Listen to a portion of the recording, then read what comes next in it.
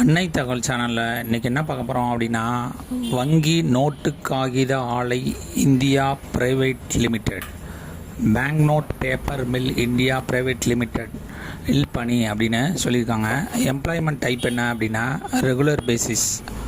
மொத்தம் 6 posting call for பண்ணியிருக்காங்க. Assistant manager finance and accounts, assistant manager materials and management, assistant manager civil posting அப்படின்னு சொல்லியிருக்காங்க. Place of posting எங்கே அப்படின்னா மைசூர் அப்படின்னு, கர்நாடக மாநிலத்தில் உள்ள மைசூர் அப்படின்னு சொல்லியிருக்காங்க. First assistant manager finance and அக்கௌண்ட்ஸுக்கு 2 போஸ்டிங் கால்ஃபர் பண்ணியிருக்காங்க. எஜுகேஷ்னல் குவாலிஃபிகேஷன் என்ன எதிர்பார்க்குறாங்க அப்படின்னா, ஃபஸ்ட் கிளாஸில் பாஸ் பண்ணியிருக்கணும், பிகாம் அல்லது பிபிஏ, ரெகக்னைஸ்டு யூனிவர்சிட்டி அல்லது இன்ஸ்டியூட்டில் படித்தவங்க இதுக்கு விண்ணப்பிக்கலாம் அப்படின்னு சொல்லியிருக்காங்க.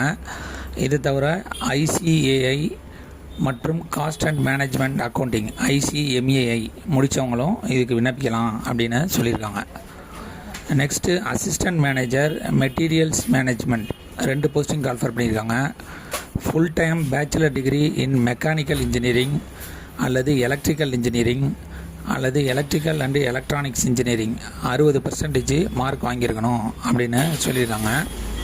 முன்னுரிமை யார் யாருக்கெல்லாம் கொடுக்குறாங்க அப்படின்னா, மெட்டீரியல்ஸ் மேனேஜ்மெண்ட் முடித்தவங்க, லாஜிஸ்டிக் மேனேஜ்மெண்ட் முடித்தவங்க, கான்ட்ராக்ட் மேனேஜ்மெண்ட் முடித்தவங்க, சப்ளை செயின் மேனேஜ்மெண்ட் அல்லது இம்போர்ட் அண்டு எக்ஸ்போர்ட் மேனேஜ்மெண்ட் முடித்தவங்களுக்கு முன்னுரிமை தருவோம் அப்படின்னு சொல்லியிருக்காங்க. அடுத்து assistant manager civil 2 posting call for பண்ணியிருக்காங்க. ஃபுல் டைம் பிஇ அல்லது பிடெக் சிவில் இன்ஜினியரிங் முடித்தவங்க, சிவில் அண்டு ஸ்ட்ரக்சரல் இன்ஜினியரிங் முடித்து 60% மார்க் வச்சுக்கிட்டு ரெகக்னைஸ்டு யூனிவர்சிட்டி அல்லது இன்ஸ்டியூட்டில் முடித்தவங்க இதுக்கு விண்ணப்பிக்கலாம் அப்படின்னு சொல்லியிருக்காங்க. Master of business administration MBA முடித்தவங்களுக்கு முன்னுரிமை தருவோம் அப்படின்னு சொல்லியிருக்காங்க.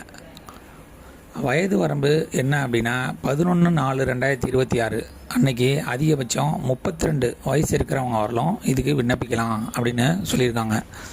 ஏஜ் ரிலாக்ஸேஷன் யார் யாருக்கெல்லாம் கொடுத்துருக்காங்க அப்படின்னா, எஸ்சி எஸ்டி கம்யூனிட்டிக்கு 5 இயர்ஸ் ஏஜ் ரிலாக்ஸேஷன் கொடுத்துருக்காங்க. பிசி கம்யூனிட்டிக்கு 3 வருஷம் ஏஜ் ரிலாக்ஸேஷன் கொடுத்துருக்காங்க. இதுவே ஃபிசிக்கலி சேலஞ்சர் கேண்டிடேட்டாக இருந்தாங்க அப்படின்னா அவங்களுக்கு ஜென்ரல் கேட்டகரிக்கு 10 இயர் ஏஜ் ரிலாக்ஸேஷனு, அதுவே ஓபிசி கேண்டிடேட்டு நான் கிரீமி லேயராக இருந்தாங்க அப்படின்னா அவங்களுக்கு 13 வருஷம் ஏஜ் ரிலாக்ஸேஷன் கொடுத்துருக்காங்க. எஸ்சி எஸ்டி கேண்டிடேட்டாக இருந்தாங்க அப்படின்னா அவங்களுக்கு 15 வருஷம் ஏஜ் ரிலாக்ஸேஷன் கொடுத்துருக்கோம் அப்படின்னு சொல்லியிருக்காங்க.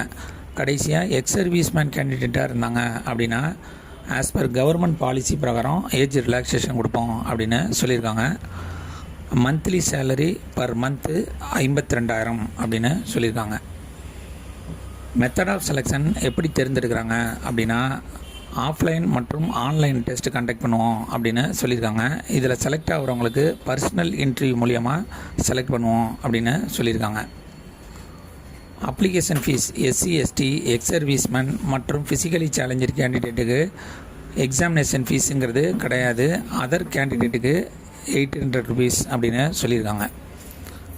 விவரம் என்ன கொடுத்துருக்காங்க அப்படின்னா, நிர்ணயிக்கப்பட்ட விண்ணப்ப படிவத்தை A4 அளவு தாளில் ஒரு பக்கம் மட்டும் அச்சிட்டு சமர்ப்பிக்குமாறு அறிவுறுத்தப்படுகிறார்கள். விண்ணப்பத்துடன் தேவையான கட்டணம், கல்வித் தகுதிகள், பணி அனுபவம், ஜாதி பிரிவு மற்றும் பிற தொடர்புடைய விவரங்களை உறுதிப்படுத்தும் சான்றிதழ்களின் செல்ஃப் அட்டஸ்டட் நகல்கள், அத்துடன் விண்ணப்பதாரின் சமீபத்திய கடவு சீட்டு அளவு புகைப்படம் ஒன்றின் சுய சான்றளிக்கப்பட்ட நகலையும் இணைக்க வேண்டும் அப்படின்னு சொல்லியிருக்காங்க. எக்ஸாம் ஃபீஸ் கட்டுறவங்க டிடிங்கிறத பிஎன்டிஎம் ரெக்யூர்மெண்ட் அக்கௌண்ட் என்ற பெயரில் எடுக்கணும் அப்படின்னு சொல்லியிருக்காங்க. டிடி, அந்த அப்ளிகேஷன் ஃபார்மு, உங்களுடைய educational certificate, experience certificate, community certificate இது எல்லாத்தையும் வச்சு இணைச்சி அனுப்பணும் அப்படின்னு சொல்லியிருக்காங்க. அடுத்து அனைத்து வகையிலும் முழுமையாக பூர்த்தி செய்யப்பட்ட விண்ணப்பங்கள் அதனுடன் இணைக்கப்பட வேண்டிய ஆவணங்களுடன் சேர்த்து சாதாரண அஞ்சல் ஆர்டினரி போஸ்ட்டு அல்லது ஸ்பீட் போஸ்ட் வாயிலாக 11/4/2026 மாலை 5 மணிக்குள் சென்றடையும் வகையில் பின்னொரு முகவரிக்கு மட்டுமே அனுப்பி வைக்கப்பட வேண்டும் அப்படின்னு சொல்லியிருக்காங்க. நீங்கள் எந்த போஸ்டிங் அப்ளை பண்ணுறீங்களோ application for the post of அப்படின்னு அந்த போஸ்டிங்கோட பேர் எழுதி ரெஃபரன்ஸ் அட்வர்டைஸ்மெண்ட் நம்பர் 02/2026 டேட்டட் 6/3/2026 அப்படின்னு மென்ஷன் பண்ணி அனுப்ப சொல்கிறாங்க. எந்த அட்ரஸ்க்கு அனுப்பணும் அப்படின்னா the chief general manager FNA bank note paper mill India private limited administration building paper mill compound note Mudran Nagar Mysore 570003. விண்ணப்பிக்க கடைசி நாள் 11/4/2026. டிஸ்கிரிப்ஷனில் லிங்க் கொடுத்துருங்க. விண்ணப்பித்து வெற்றி பெற்று பணியில் சேருக. நன்றி, வணக்கம்.